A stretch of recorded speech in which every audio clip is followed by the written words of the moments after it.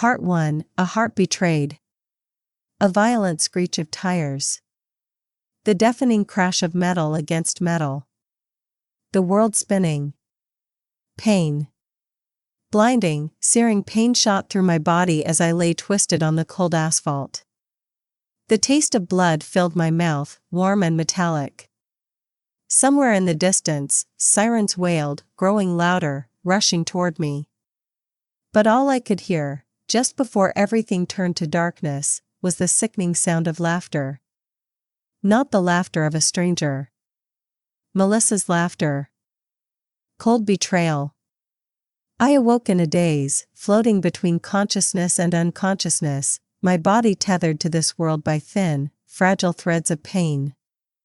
Voices buzzed around me, doctors, nurses, beeping machines, all blending into an incomprehensible hum. Then, one voice cut through the haze. Familiar. Deep. My husband. For a fleeting second, relief washed over me. He was here. He came for me. I don't think she's going to make it, his voice, eerily calm, slithered through the air. A pause. Then, a sharp inhale. You don't have to waste your time on her. She wouldn't have wanted to live like this. No, I wouldn't have wanted to live like this? What was he saying? My fingers twitched, but my body refused to move. I tried to scream, to call out, but my lips remained frozen. She's still young. A healthy heart. Perfect condition for a transplant. His words were detached, as if he were discussing an old, unwanted piece of furniture. Melissa is a match, isn't she? Melissa. The N.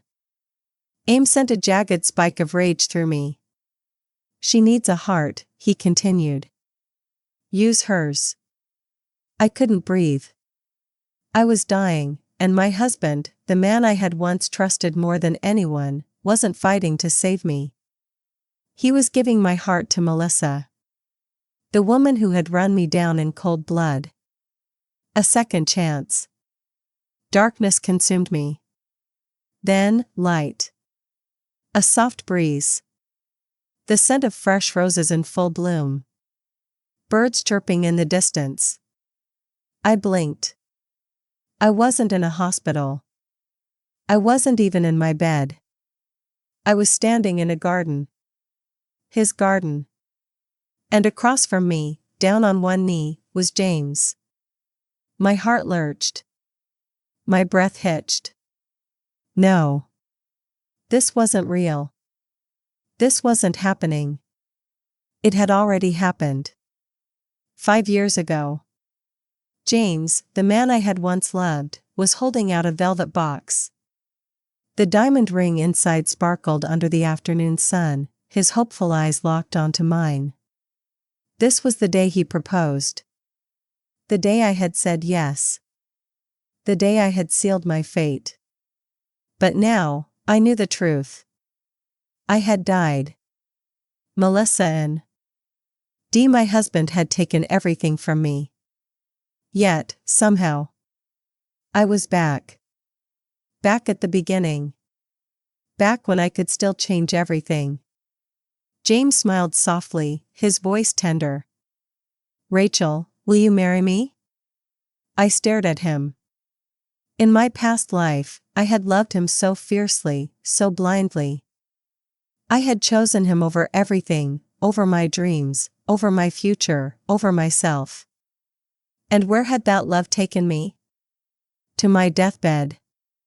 This time, I wouldn't make the same mistake. My lips curled into a slow, deliberate smile. I refuse. 5 years later. Time passed, as it always did. I left. I built a new life. I found love, real love. For 5 years, I stayed far away from the ghosts of my past. But when an invitation arrived for my class reunion, curiosity got the best of me. Now, here I was, 5 years older, 5 years wiser. And yet, as soon as I walked into that private room, the weight of the past pressed down on me.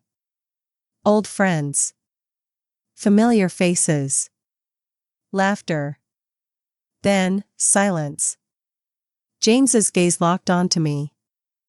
Or rather, onto the ring on my finger. The color drained from his face, his voice cracking. "Are you married?" The entire room stilled. A classmate hesitated, voice uncertain. "Rachel, is it true?" I glanced at James, the man who had once been my everything.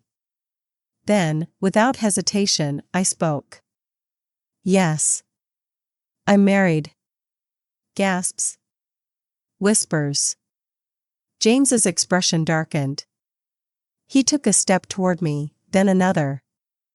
Before I could react, his hand shot out, grabbing my wrist in a firm grip. I stiffened. "Come with me," he commanded, his voice trembling. The room watched, stunned, but no one stopped him. The next thing I knew, I was being pulled away, dragged out of the private room and into the cold night air. His grip was iron, his presence overwhelming. When we were finally alone, he turned to me, his eyes bloodshot with unspoken agony. "Tell me," he said, his voice barely above a whisper. "What happened? Why did you do that?" My heart pounded, memories flooding back. In my past life, around this time, he should have already met Melissa. Without my interference, they should have been together by now. Testing the waters, I asked cautiously, "Where's Melissa?" He frowned, confusion flickering across his face. "Who?" My breath caught. They hadn't met yet. In my past life, Melissa had entered the picture after James and I had fought. She had swooped in, sweet and self-sacrificing, planting herself in his heart like an infection. But this time, I had refused him. I had changed fate. James suddenly kicked a nearby trash can, his jaw clenching. "Rachel, are you really married?" he demanded. I nodded. "Yes." His breathing grew heavy, uneven. "Do you love him?" The answer came instantly. "Of course." Rage flickered in his eyes. Then, without warning, he punched the wall beside me. I flinched. "Tell me it's not true," he choked out. "Tell me you're lying." I stepped back, but he advanced, suffocating me with his presence. "No," he rasped. "It's impossible. How could you just fall in love with someone else?" He was unraveling. He had spent 5 years waiting for me. And yet, here I was, standing before him, wearing another man's ring. Finally, I snapped. I raised my hand and slapped him. Hard. The sound cracked through the night air, a thunderous declaration. I had thought I had buried my past. I was wrong. I still hated him. Perhaps my hatred was too overwhelming, too piercing, because James took a step back. His voice dropped to a whisper, raw and broken. "You hate me?" I met his gaze, unflinching. "Yes." A long silence. His hands clenched into fists. "Why?" I turned away, unwilling to let him see the truth in my eyes. "I owe you no explanation." The words were cold. Sharp. Final. For the first time, James looked lost. For the first time, I was the one walking away. Part 2, Shadows of the Past.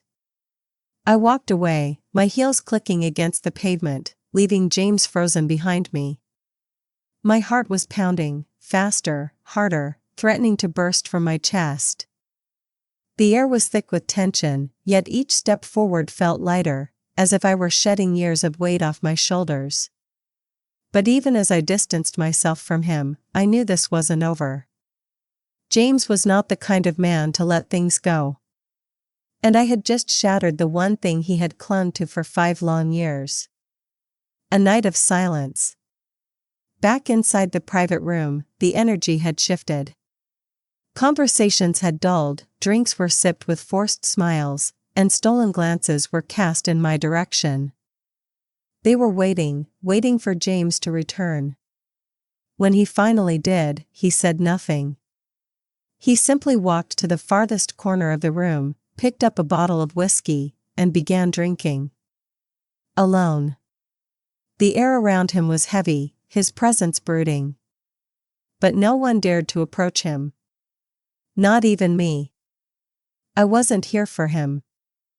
I was here to reconnect with old friends, to prove to myself that I had truly moved on. Or at least, I had thought I had. I forced myself to focus on my classmates, engaging in idle chatter, laughing at old stories. But beneath the surface, I felt their hesitation, their curiosity. They were dying to ask. They wanted to know the real reason behind our breakup. And, more importantly, if my marriage was real. "Rachel," someone finally spoke, voice hesitant. "Your husband, what does he do?" The question was simple, harmless even. But the way it was asked carried layers of meaning. I smiled lightly, taking a sip of my drink. "He's in business." It wasn't a lie, but it wasn't the whole truth either. Ethan was more than just a businessman.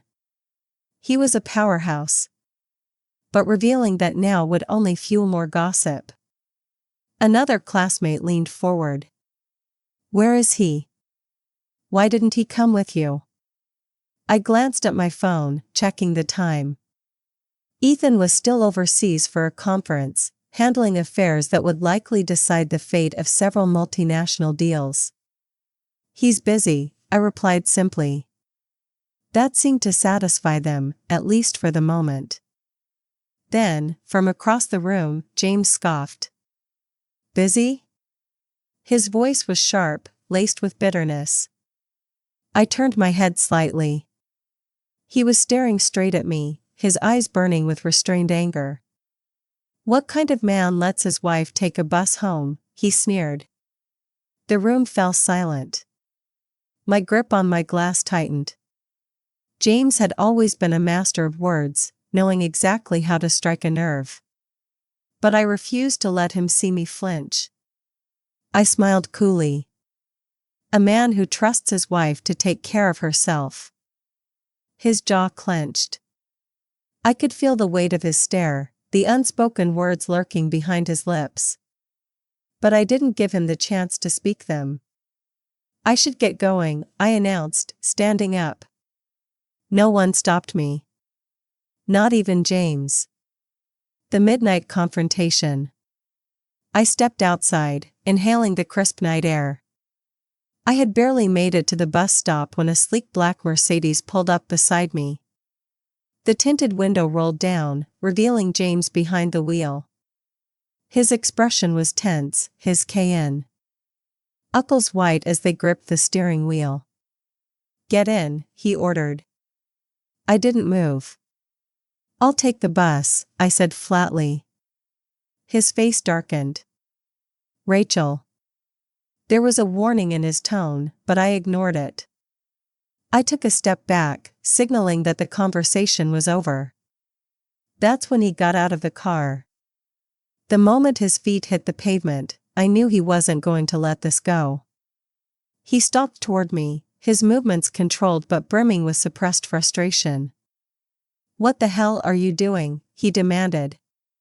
I crossed my arms. "I should be asking you the same thing." His eyes bore into mine, searching, desperate for something he couldn't name. "You changed," he finally said. I tilted my head. "Did I?" He exhaled sharply, raking a hand through his hair. "Yes. You're different." His voice was raw, laced with something almost like regret. But it was too late for that. I had no room left for regrets. I took a step closer, my gaze unyielding. James, let me make this clear. I am not the girl you once knew. I have no place for you in my life anymore. His jaw tensed. And yet, he said slowly, you still came back. The words struck a nerve. Yes, I had come back. But not for him. Not for any of this. Before I could respond, he pulled something from his pocket, a phone. And then he shoved it in my face. I blinked. On the screen was a photo. A picture of me. Walking side by side with an older man. A man in his 50s or 60s. Recognition. Hit me instantly. It was Ethan's father. But James, he didn't know that. His voice was sharp with disgust. How could you sink so low? I felt my blood turn to ice. He thought. No. He wanted to think the worst. I slapped the phone from his hand, sending it crashing to the ground. The screen shattered on impact. James's expression twisted. To him, my reaction was confirmation. Proof that I had something to hide. A sick smirk curled at his lips. I won't say anything, he said smoothly. I'll keep your little secret. I was shaking. Shaking with fury, with disbelief, with the hatred I had buried deep inside me. I stepped forward, voice like steel. Listen carefully, James. He straightened, his smirk fading. I would rather die, I said coldly, than ever go back to you. The words hung in the air, heavy and final. His face turned rigid, his hands balling into fists. But he said nothing. This time I was the one walking away. And I never looked back. The headlines. The next morning, my phone buzzed relentlessly. I groggily reached for it, only to feel my stomach drop the moment I saw the screen. Trending topic, heir of the James family bows his head for love, only to be coldly rejected. My name. My face. Splashed all over the internet. James. He had promised to keep his mouth shut. And yet, now, the world was feasting on our broken history. I clenched my jaw, scrolling through the comments. Then, another call. I picked up. A deep, steady voice greeted me. Babe, Ethan said, his tone calm but firm. Do you need me to handle this? I exhaled, my fingers relaxing slightly. It's nothing, I reassured him. A pause. Then, softer. Come home soon. Our daughter misses you. My heart melted. In the background, a small, sweet voice chimed in. Mommy, I miss you. Tears pricked at the corners of my eyes. I miss you too, baby, I whispered. For a moment, everything else faded. James. The scandal. The whispers. None. Yeah, that mattered. Because I had already won. The past wouldn't rest. But James wasn't done. The next day, my old class group chat exploded. The accusations. The rumors. The filth. I knew it. She's been kept by an old man. She probably left James for money. Venomous words. Ugly speculations. I stared at my screen, my fingers trembling. Then, a message popped up. From Kevin, old class president. Rachel. Listen. I have proof. James leaked the photo. I stilled. My grip tightened. James won. Ted to destroy me. Fine. Then I would return the favor. This time I wouldn't lose. Part 3, the game begins. I stared at Kevin's message, my heartbeat hammering in my ears. James leaked the photo. I had suspected it, but seeing the confirmation sent a sharp wave of fury through me. It wasn't enough for him to invade my life again. It wasn't enough for him to humiliate me in person. He wanted to ruin me. My fingers tightened around my phone. Fine. If James wanted a war, I would give him one. The attack begins. The class group chat was still buzzing with speculation. I knew it. Rachel's just after money. Can't believe I used to respect her. She threw James away like trash and ran to some rich old man. Ugly words. Spiteful lies. I inhaled deeply, forcing my anger into something sharper. Something deadly. I typed a single message. For the record, the man in that photo is my father-in-law. Then I set my phone down, waiting. A few seconds passed. Then, oh, so open-minded, huh? Father-in-law. Sure. Yeah, right. We all know what's really going on. Are you sleeping with both father and son? That's next level stuff. I saw red. The old wounds of betrayal and humiliation burned like fire. I had died in my past life because of James and Melissa. They had taken everything from me. And now? They dared to drag my name through the dirt again. Before I could respond, something unexpected happened. The chat suddenly disbanded. Gone. Deleted. Just like that. My brows furrowed in confusion until another notification popped up. Kevin, sorry, Rachel. They went too far. Kevin. The old class president. The one person who had always been fair, always been neutral. He had shut the group down. For me. Before I could reply, another message arrived. Kevin, Rachel, listen. James is ruthless. He did this on purpose to destroy you. Whatever you do, don't forgive him. I exhaled slowly. Forgive? I laughed bitterly. James had already killed me once. There was nothing left to forgive. A storm brews. The scandal spread fast. Too fast. By the next morning, my name was plastered across gossip sites. James' first love caught in scandal with a mysterious older man. Did Rachel really leave James for money? The dark side of high society romances. The comments were worse. People who had never met me, who knew nothing about me, were tearing me apart. And James? He stayed silent. Not a word.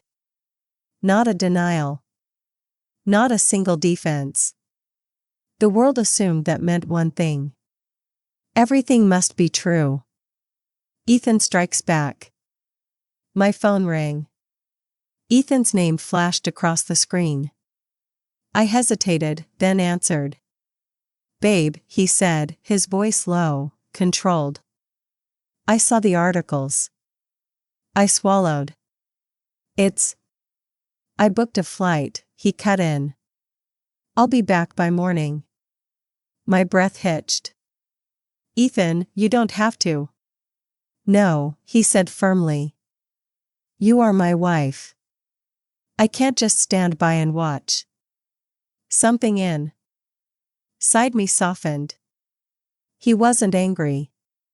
He wasn't blaming me. He was protecting me. Come home soon, I whispered. I will. The line went silent.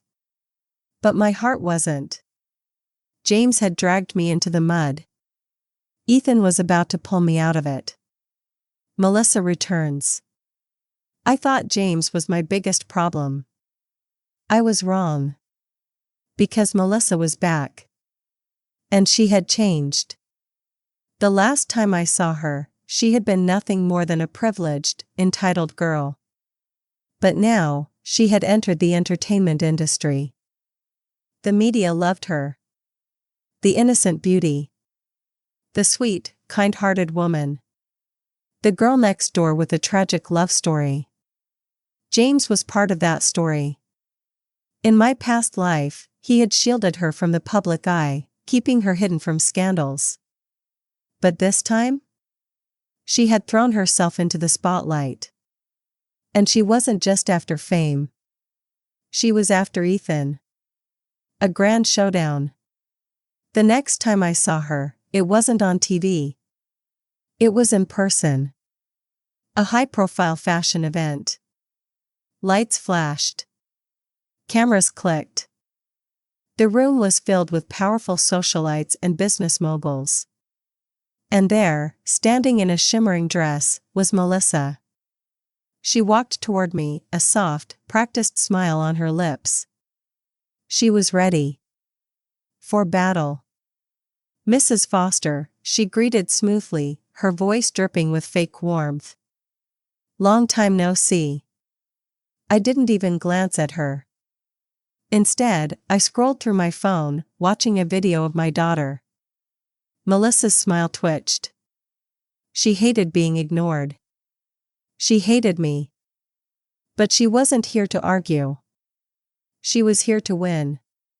She leaned in, lowering her voice so only I could hear. You said I was rude at the Foster family banquet, she murmured. I must apologize.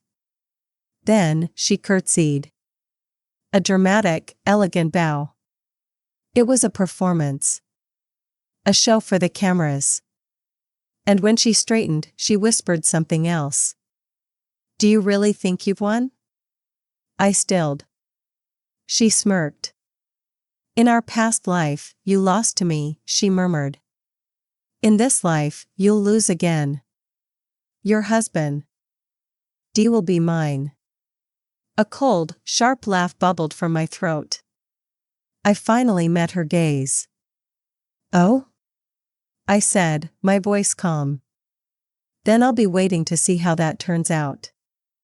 Melissa's confidence flickered, just for a second. Because I wasn't scared of her anymore. She wasn't the only one who had come back stronger. I had already lost everything once.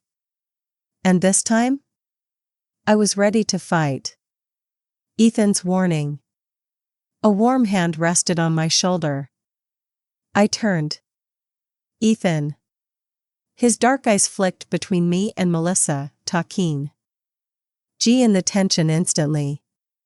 What are you thinking about? He asked playfully. You're not considering leaving me, are you? Melissa's face stiffened. She nervously tucked a strand of hair behind her ear, suddenly self-conscious. She had been so sure, so certain, that Ethan would notice her. That he would fall for her. That history would repeat itself. But Ethan's next words shattered her illusion. He turned to her, his expression ice-cold. Stay away from my wife, he said. Otherwise, you'll regret ever being born. Melissa froze. Then, for the first time, I saw something in her eyes. Not arrogance. Not confidence. Fear.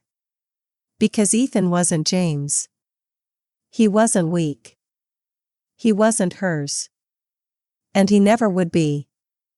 Melissa had just realized something. In this life, she had already lost. Part 4, The Breaking Point.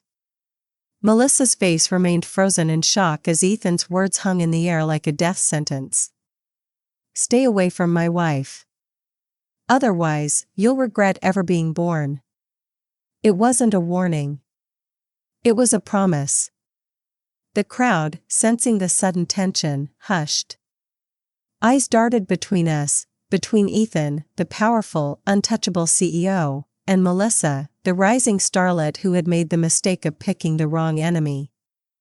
For the first time, Melissa was at a loss for words.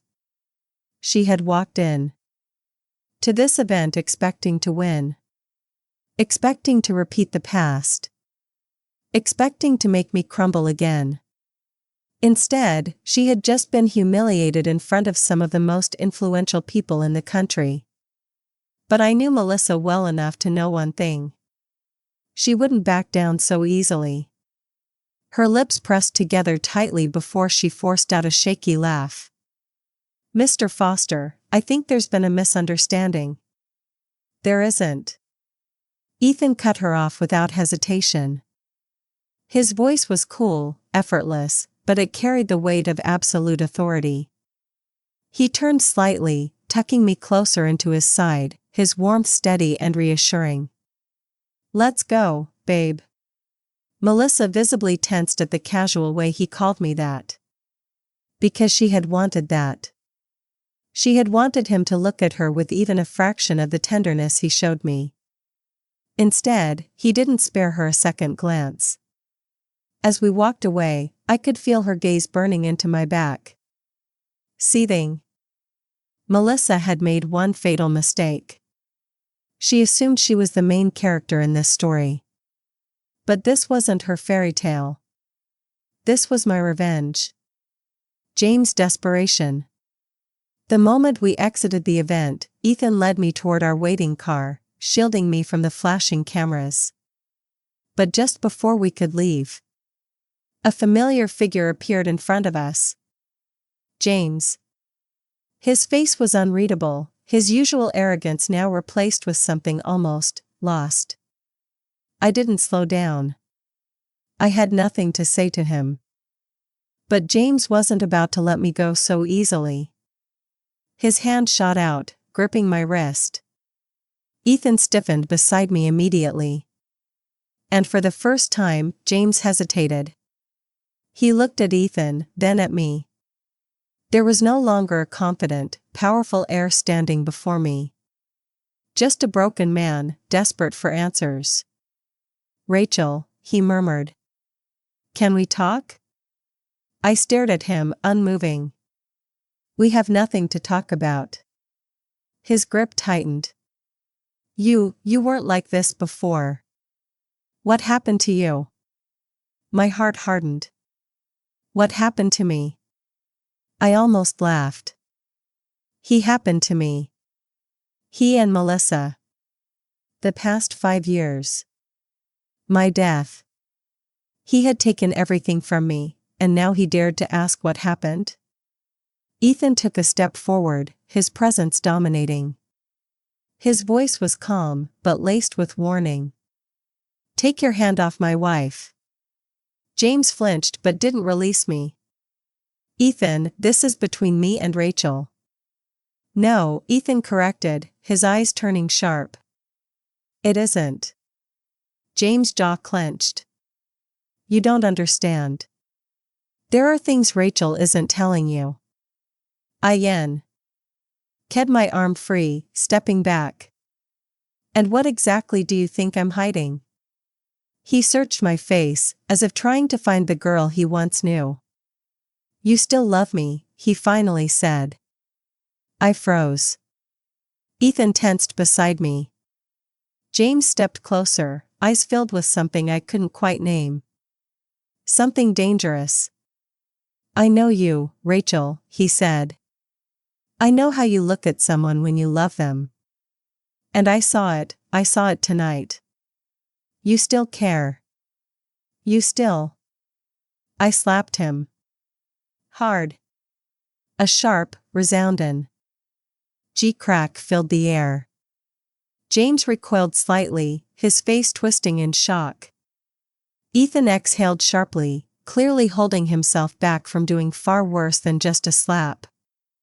"Let me make this clear," I said, my voice cutting through the night. "I hate you." James paled. I stepped closer, my voice steady. "You want to know what happened to me?" "You happened to me. You and Melissa. You both ruined my life. And now you have the nerve to stand here and say I still love you?" He opened his mouth, but I wasn't done. "I don't love you," I whispered coldly. "I will never love you again." James' shoulders sagged, his entire body deflating like a man who had just lost everything. Ethan finally spoke. "Don't show your face in front of my wife again." James swallowed thickly, his hands clenching into fists at his sides. But this time, he said nothing.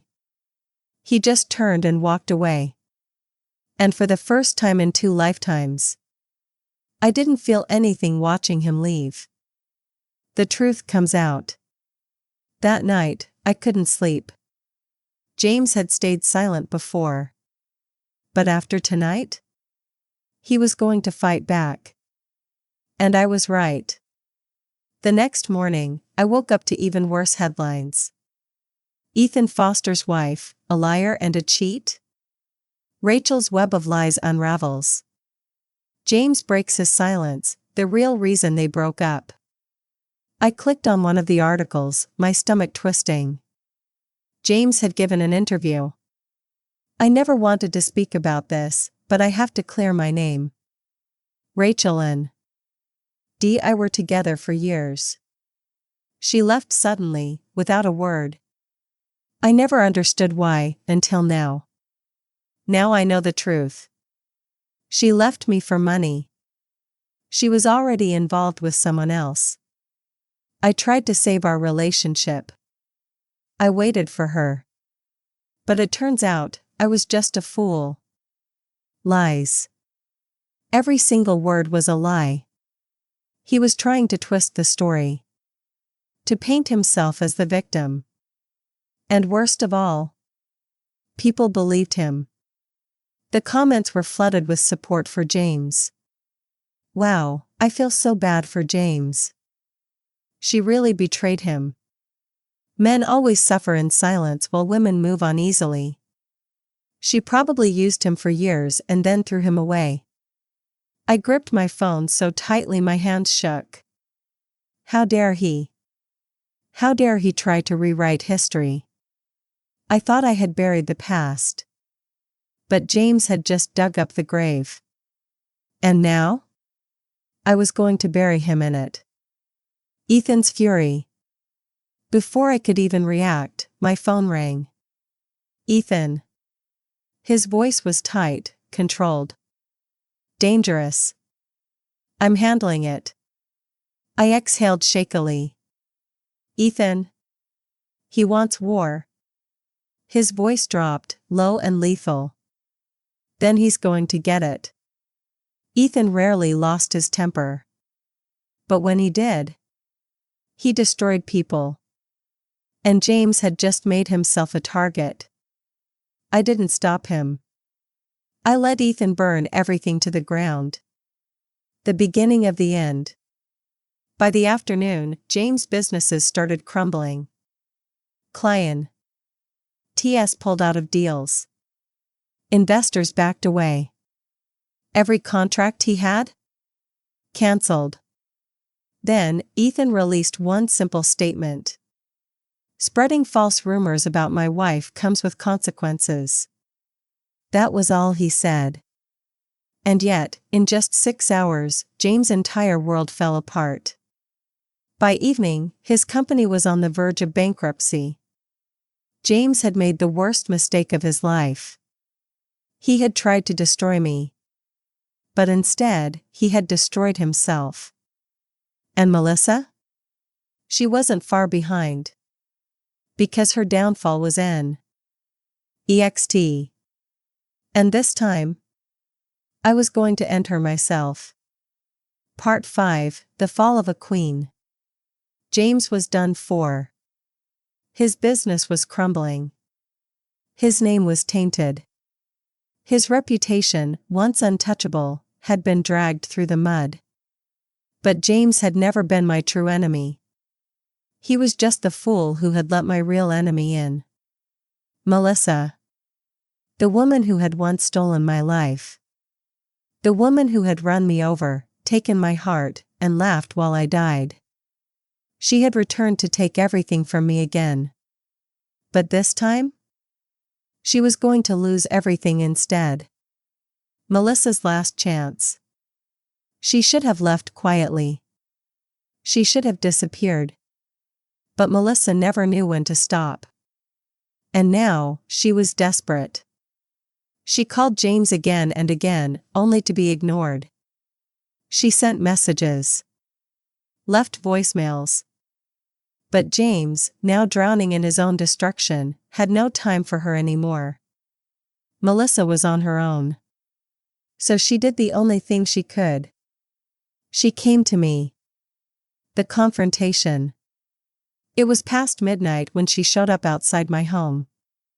She stood at the gate, soaking wet from the rain, her designer dress ruined, her makeup streaked with tears. She looked pathetic. Weak. But I wasn't fooled. Melissa was still dangerous. Because even a cornered snake can bite. I stepped outside, arms crossed, my face unreadable. What do you want? She swallowed, stepping forward. Rachel. My name sounded so wrong coming from her lips. She had once spat my name like a curse. Now, she was whispering it like a plea. Please, she said, voice trembling. I need your help. I raised an eyebrow. My help? A bitter laugh bubbled in my chest. Melissa. The woman who had once stolen my life. Now standing in the rain, begging me. The irony was almost delicious. You're the only one who can convince Ethan to stop, she continued. He's destroying James. And me. He won't listen to anyone else, but you can talk to him. My eyes darkened. Ethan wasn't destroying James. James had destroyed himself. And Melissa? She had burned all her bridges the moment she tried to take my husband. I tilted my head. And why would I do that? Her lips parted, eyes wide with disbelief. Because you're a good person. I laughed. A cold, sharp sound that made her flinch. I was a good person. I said quietly. Then be one again, she begged. James is about to lose everything. And if he falls, Her voice caught. Ah. There it was. She didn't care about James. She cared about herself. She wasn't here because she wanted to save him. She was here because she knew that when James sank, he was taking her with him. Melissa had spent years building her image, climbing her way to the top. And in a matter of days, Ethan had ripped it all away. Her career was dead. No Bran D would touch her. No director would cast her. Because no one wanted to offend the Foster family. Melissa's perfect world had shattered. And now, she was here, begging for my mercy. I stared at her for a long moment. Then I leaned in, my voice soft. Melissa, I murmured. Do you remember what you said to me before you took my heart? Her breath hitched. I smiled. Because I do. The night I died. A memory, sharp and vivid, surged through my mind. I had been lying in that hospital bed, dying. My husband had stood beside Melissa, telling the doctors to give up on me. And Melissa? She had been smiling. She had leaned over my weak, helpless body, her breath warm against my ear. You never deserved him, she had whispered. You were just a placeholder. He was always meant to be mine. Then, she had laughed. Soft. Sweet. Like a mocking lullaby. And then, everything had gone dark. Melissa's panic. Now, I watched as Melissa's face drained of color. She knew. She knew. Somehow, I had remembered. I don't know what you're talking about, she whispered, taking a step back. I smiled. Yes, you do. Melissa shook her head furiously. I was never. Save it, I cut her off. You and I both know the truth. She looked like she was going to be sick. And for the first time, she was terrified of me. I took a slow step forward. Then another.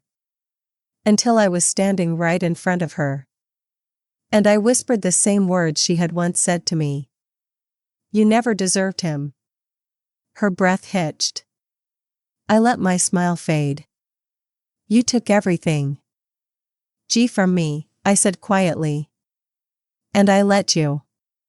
I tilted my head. But now? You have nothing left to take. Her lips trembled. I straightened, my expression turning cold. Leave, I said. She swallowed hard. Rachel, please. I cut her off. Get out. She flinched. Then, without another word, she turned and ran into the night. And as I watched her disappear into the darkness, I felt nothing. No sympathy. No pity. Just satisfaction. Melissa had been the queen of the game. But the game was over. And I was the one who had won. James' final fate. Melissa was gone. But James? He still had one last move to play. 3 days later, I woke up to another headline. James Emerson stabbed, fighting for his life in the hospital. I stared at my phone. Melissa. I didn't even have to read the article to know what had happened. She had lost everything. And when a snake is desperate, it bites. I sighed, setting my phone down. The past had finally caught up to them both. And me? I had a husband to return to. A daughter waiting for me. A new life ahead. I stepped outside, inhaling the crisp morning air. I was finally free. Melissa and James were nothing but ghosts now. And I would never look back. Part 6, A New Beginning. The past was over. James was lying in a hospital bed, fighting for his life. Melissa had vanished, her career and reputation destroyed. And me? I was free. For the first time in 2 lifetimes, I had no more ghosts chasing me. No more weight dragging me down. Yet, as I stood outside in the morning sunlight, I couldn't shake one final thought. What comes next? James' last words. I never planned to see James again. But fate had one last twist to offer. A week after the attack, I received a call. The voice on the other end was cold, professional. Miss Rachel, Mr. Emerson is awake. He's asking for you. I nearly laughed. He wanted to see me? After everything? Ethan, of course, was furious when he found out. You Dawn. Have to go, he said, arms crossed as he leaned against the kitchen counter. He's not your problem anymore. I know. Ethan studied me for a long moment. Then why do you look like you want to? I hesitated. Because the truth was, I did want to. Not because I still cared about James. Not because I owed him anything. But because I wanted to see for myself. I wanted to look him in the eyes and know he had lost. And I wanted him to know it too. The final goodbye. The hospital smelled like antiseptic and regret. I walked down the sterile hallway, past nurses and doctors, until I reached his door. I stood there for a long moment. Then, slowly, I stepped inside. James was sitting up in bed, his face pale, bandages wrapped around his arms and chest. He looked like a ghost of the man he used to be. The moment he saw me, something flickered in his eyes. Regret. Pain. 1,000 unsaid words. You came, he said hoarsely. I stayed silent. James let out a breath, leaning his head back against the pillows. I thought I'd never see you again. I tilted my head.